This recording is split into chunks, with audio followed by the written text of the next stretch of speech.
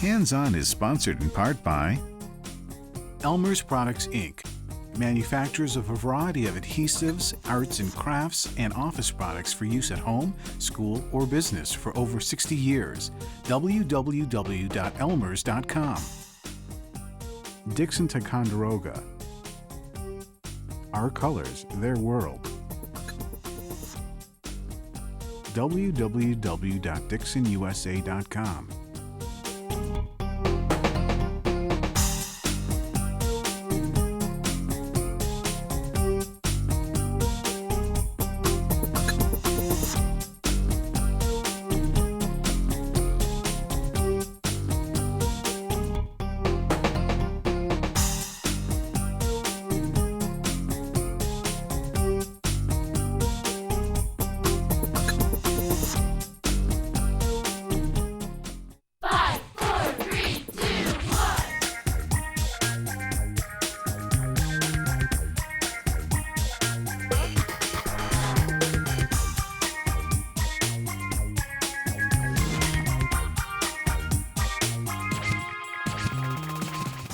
Learn skills for a whole lifetime of crafting on this season of Hands-On.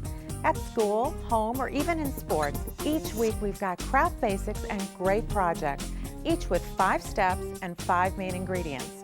And every project teaches a new skill that you can use over and over again. Keep basic supplies like scissors, markers, toothpicks, and rulers on hand. And remember, be creative. Hands-On comes to the rescue with some great ideas for traveling, whether by car, train, or plane. So on that next long car ride, how about bringing along a great magnet game and carrying case? Then we have a new life skill to share. Kathleen Sams has been on the show before with beginning crochet. This time she takes it one step further with basics for reading patterns and picking supplies. Then we have a fortune teller. You may have seen these before, but here's a new spin and a great game for in the car. Last up, Kathleen Sams has a hat project to use your newfound crochet skills. And did we mention that crocheting is a great travel craft? Let's get moving. You can carry this travel game box on your next car trip. Here's what you'll need. We started out with a metal lunchbox. We have metallic markers, some sandpaper, a scrap of black paper, bottle caps, and disc magnets, and then our basics. We're using an all-purpose glue, scissors, a paintbrush, a pencil, and a ruler. Now the first thing is to create your game pieces, and these are made from the bottle caps. So what we want to do is to attach the magnets on the inside. So I'm going to take some all-purpose glue, put it on the inside, and I'm going to create 12 game pieces. Now we're going to create tic-tac-toe, but you might choose checkers or another game too. So we complete all of those until we have all 12 done. And then I'm going to go over to my game box. Now the first thing I want to do is to create a tic-tac-toe board. And I'm going to use the green marker. And I'm using metallics because I just like the way they looked. And I'm going to draw a straight line across. Then come up here and draw another one. And I'm going about an inch apart. They don't have to be exact, but you want them to be large enough to accommodate your bottle caps. So I've drawn those lines there, and if there's any edges here where I went against my ruler, I can just fill those in. Now I want to decorate the rest of the box too. Now this is my tic-tac-toe board, so I'm going to put tic-tac-toe. And I'm going to decorate the back with X's and O's. You can really put just about anything on it. If you were doing checkers or a chess game or another game, you might choose other colors. I'm going to go over it so it's nice and solid. And you'd go around your entire box and decorate. Now we've got our game board, we have our can decorated. Now the next thing is to make the rest of our game pieces. Now these are already dry with the magnet on the back. I'm going to take a little piece of sandpaper and just rough up the top a little bit. Then I'm going to take my nickel and a pencil and I'm going to trace around that and then cut out each of these shapes.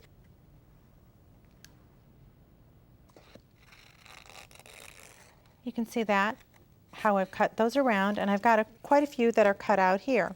Now I'm going to take my markers and I'm going to write X's on some and O's on the other. You can do these in multicolors or the same color.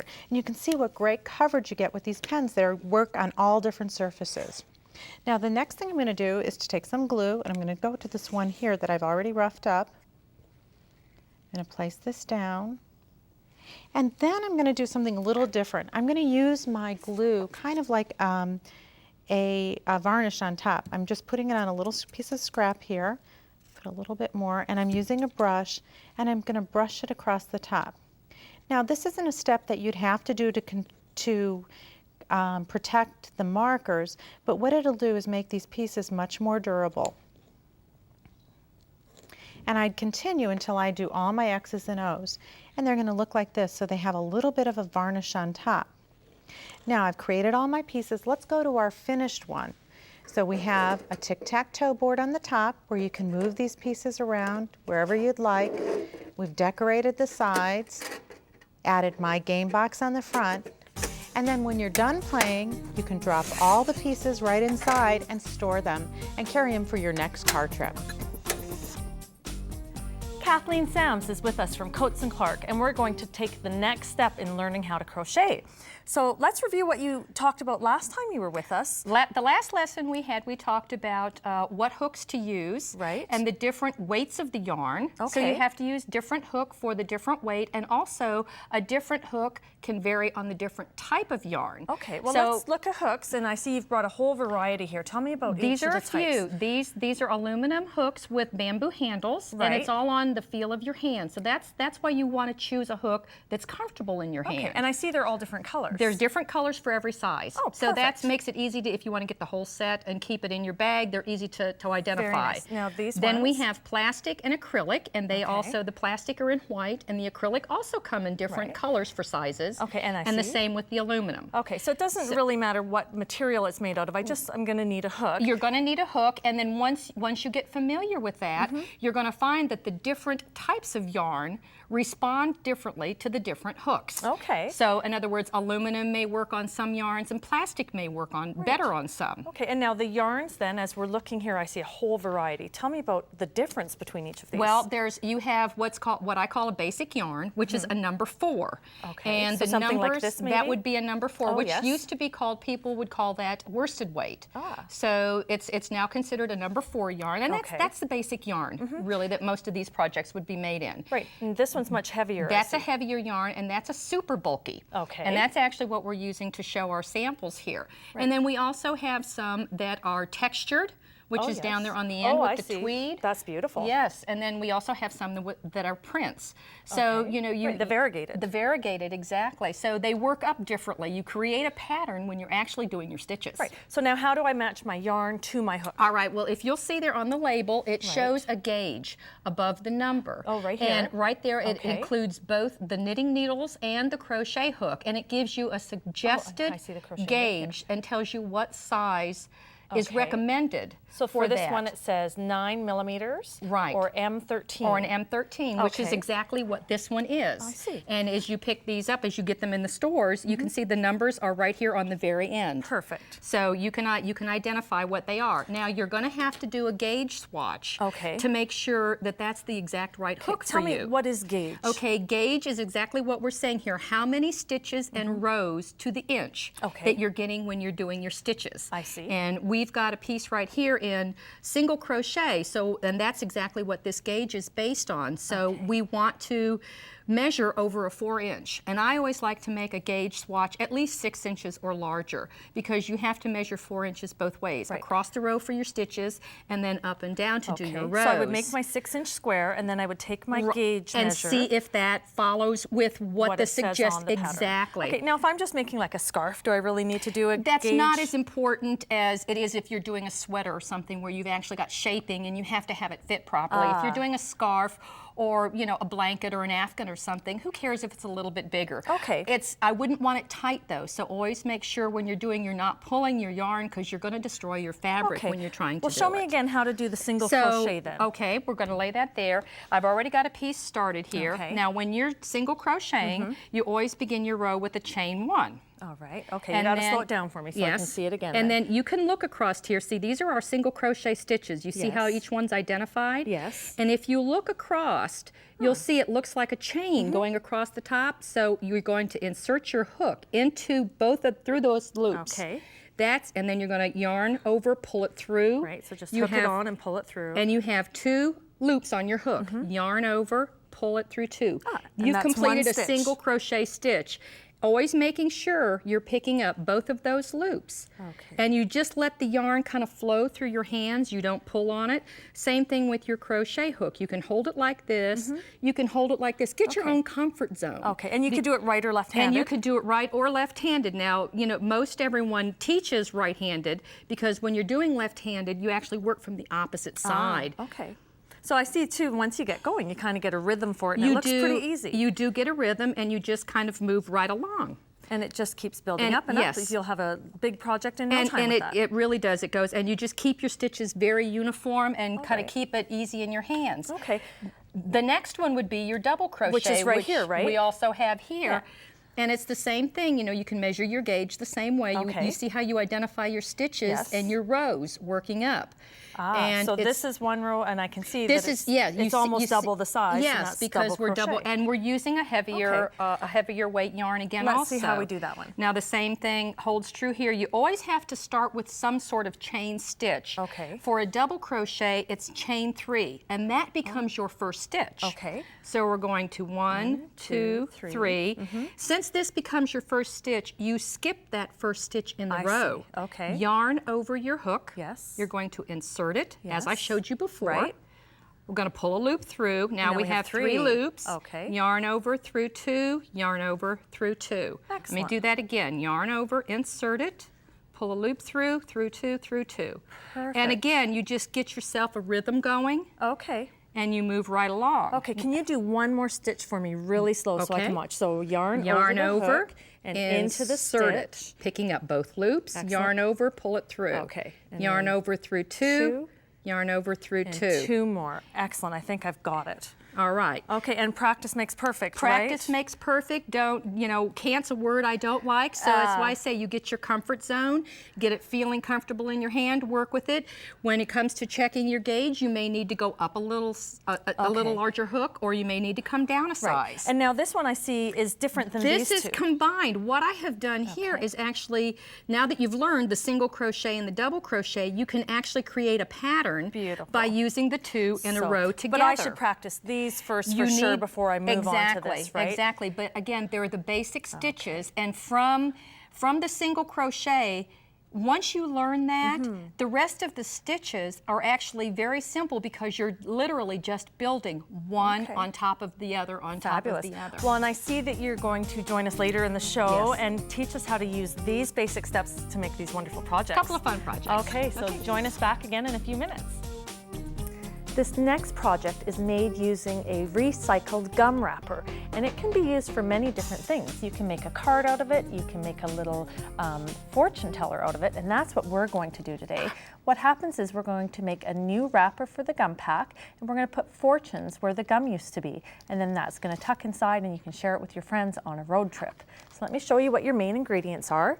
You're going to need cardstock in white. We need dimensional 3D paints. We also need paint brushes. We need an old gum wrapper, of course, and this can be any size. There's all kinds of them out there. You can pick whatever you find. We need a scrap of ribbon, and then for basic supplies, we need scissors and glue. We're going to use rubber cement because it works really well with our project today. We also need a stapler and a pencil. So let's get started. First thing you're going to do is take your gum wrapper and find where the glued edge is and very carefully open it up so that you can take the paper and lay it flat. Once you lay it flat onto a piece of paper, trace around it, and you can use a pencil or a pen, doesn't matter, and then cut it out. So I've already got one cut out right here. And now you can see it's all nice, it's even. We need to put score lines on it so that it will fold up around our gum wrapper just like our other one did. And for that you can use a pen. We also need a ruler, which I've got right here. And I actually use just the tip of my scissors very carefully and run it lightly along the edge of the ruler. And that gives just a tiny little score line that helps you to guide it when you're folding. You can also use an old pen or a stylus if you have one. Let me do this side.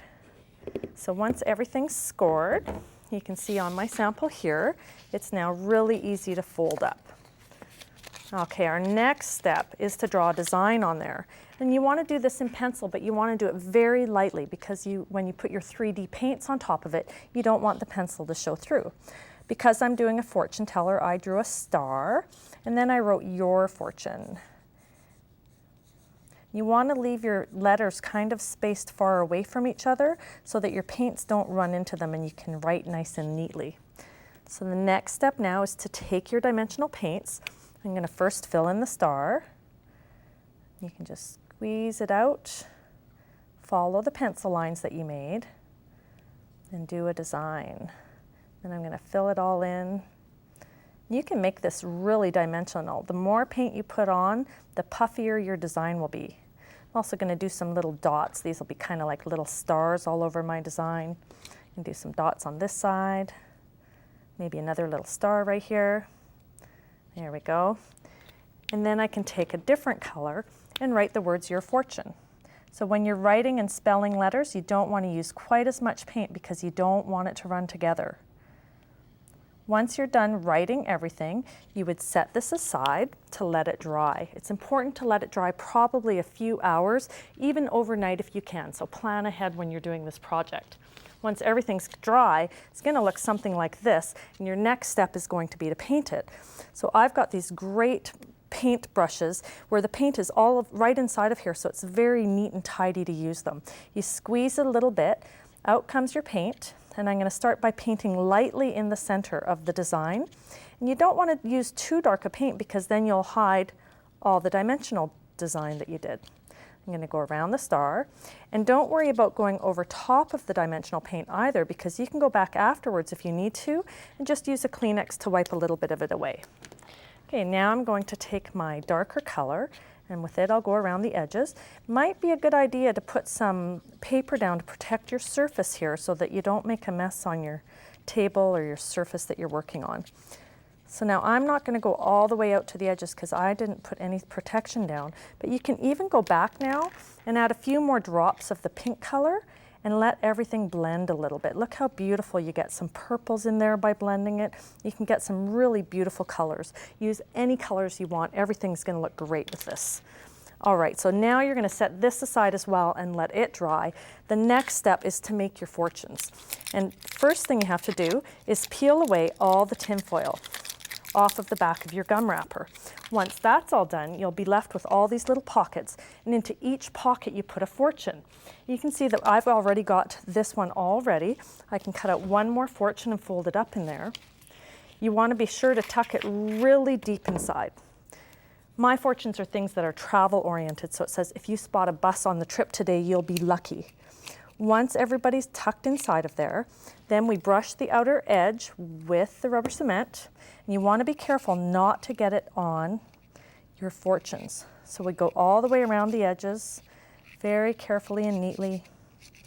Once that's done, we take a piece of tin foil and press it in place over top of the fortunes.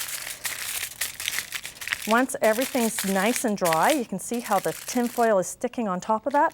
You trim around the outer edges, and you've got your little fortune pack. You can staple a piece of ribbon onto here with your stapler, and then go ahead and wrap your finished dried piece over top of it. And that will give you your little fortune teller for your next trip. Kathleen Sams is back joining us, and she's going to show us how to do some projects. We have been crocheting away, and we have this nice long rectangle now. Right. So tell me. Well, where we stopped before too, we were talking about the single and double crochet. That's right. And I had showed you how you could do it together in the row. Exactly. So that's what we've done here. And the pattern just goes single crochet and then a double. Double crochet and single double all the way across. And you see you start creating your own little texture. Yeah, it looks so nice. This is what's so nice about mixing them together. And we've created a rectangle. So what do you do with a rectangle? You tell me. Well, we're going to start with a purse, okay? So we can make a cute little handbag. So that one's this right up here, right? That's exactly what that is, and it's the print. So not only are we using the stitch, because that's the stitches that we actually used on Yes. that were the single and the double. And with the print, it also makes it a nice little texturized look. And ours is a little bit And heavier. this so is it a little looks slightly heavier. different. So what we're going to do is we're going to fold this in half, and if you look, you can see how you can identify your rows very Yes. easily. So it's fairly easy to fold this over, keeping your right sides together. Right. And I guess it would be smart to do an even number An of rows, even number too. of row actually helps it that way. It's going to come out even for you. Okay. And just to make sure you keep things together, you know, using some of the knitting pins, or even if you want to baste it with a thread, just to keep your seam straight. And that we're way you just- sew straight, And you're right? going to sew straight. And always make sure you get your upper edge at least, you know, we're going to put a pin in here. Okay. Because this is where a lot of people have problems trying to get that. So what we're going to do then is actually, I like to start at that end. Okay. And you know, that's why I say you have to keep it straight so you don't end up with a bubble in your row. Right. And I like to weave, so I'm going to actually pull my pin out, Okay. pick up the very outside corner, and I would leave that little bit hang, and then I'll come back and attach it later, and I'm just going to whip over that. Okay. And then when I start doing this, I actually weave back and forth. Ah. So I'm going to go in and then come back up through, Right. and then we're going to go back down. So You this is a see, running stitch. It's a running stitch, Yeah. basically, We've yes. reviewed running And- stitches on the show as well. Yes, and this to me, it actually makes a pretty stable seam. As you get more comfortable with this, I prefer to crochet them together. Oh, So yes. it's really easy to do a quick slip stitch Right. once you get your comfort But zone. for a beginner, this For is a beginner, fast and this is easy. the fastest way. Or you can actually do a whip stitch. Okay. Which, you know, this is the way you do that. And you Right. just want to make sure you're not going too far in, but you're picking up the edges of both of your side pieces there. All right? Well, and we can look at the website for complete directions on how to do everything. Exactly. It'll tell all of that. So Great. that's what we've been able to create out of this. Now, Okay. that's just one thing. Right, so you would finish stitching this and then turn it right And side turn it out. right side How do out. we do the handle on The there? handle is merely a long chain. Okay. And I've single crocheted back on Right. it. And you can make that to any length you want, to where Oh, very whether you nice. want to, you know, over your shoulder. And just use some more And- yarn to stitch it in. Exactly, and I wove it through the side seams there, you can see. Very pretty. So now what's this? This is also made out of a rectangle. That's also the same size rectangle as what the bag was. Right. And again, you can size this bigger if you want, depending, but it's a hat. Okay, and is that a single or a double That's stitch? a single crochet, Cute. and we've used a print yarn on that, so you can see there's a cute little pattern that Oh, develops it's that lovely. way. And You I can- like that it's kind of little ears on the top it there does, when you wear the yeah. hat. So Very and sweet. those are so sweet on little girls. Oh, absolutely. So they just love it. Now this hat is also a rectangle. It's the same size rectangle, only Oh. in double crochet. Okay. And what we've done on this one is actually drawn through the top when I made the pom-pom, and I drew through the top of it and gathered. You can stick your finger through there and see where I've actually gathered there it. it is, yeah. And I put the pom-pom on there then to cover it up. And it's the same exact thing. So it's more like a fitted ski hat. And you would want to use the lighter weight for this one this so that is it all, gathers? yes, these are all number 4s. I think Okay. unless you're really skilled, you know, with using your hooks, right now you need to stick with the number 4s. Okay. Before to do a hat anyway. Okay. You know. Now this is also a rectangle. This is also a rectangle, and again, it's just the matter of stitches that we've started out with on how we create things. And this we've used a texture yarn. so sweet. So Here's the that's texture. that you can use for an iPod cover, cell phone, camera, whatever. Very nice. And then that's also a ski band or a headband. Wonderful. You can create so many different things. These are just a few of the ideas, out of my one mind is basic working. rectangle. Wonderful. Well, let's talk a little bit about the embellishments that you've put on them, because the pom-pom makes it a much more exciting project, doesn't it? That's it, yes. And you were showing me earlier that we have this great little pom-pom tool, and it's very simple. I just keep wrapping around the wool around here until I have it the thickness I want, right? Exactly, and the more yarn you wrap on this, Okay. the better that your pom-pom's going to be. You want it full, you don't want it real leggy. Okay. So do you think this is about I enough think for this that's, size? that's probably Okay, so we about need right. So we're going to scissors. snip it here, Okay, and then the next step, we just need another length. little length. Okay. Let's snip that. And in, down through the bottom. Oh, let's pull that guy That's back okay. up there. So I just bring this around. Bring it through. Oops, here, I'll pass that one Yep. to you.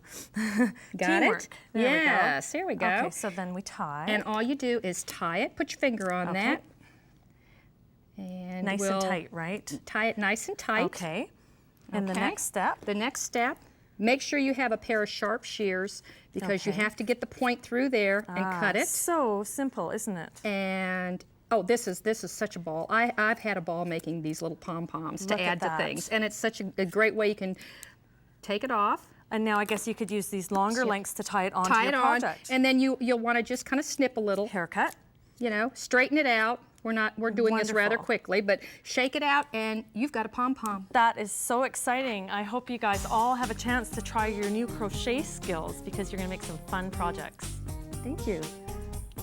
Sometimes the best part of traveling is coming home. So next time on Hands On, it's time to look around the house and try out some new craft skills. Hope you can join us. Projects from today's show plus other ideas are available on the web at craftsforkids.com. This is program 1106. Hands On is sponsored in part by Elmer's Products, Inc., manufacturers of a variety of adhesives, arts and crafts, and office products for use at home, school, or business for over 60 years. www.elmers.com. Dixon Ticonderoga. Our colors, their world. www.dixonusa.com.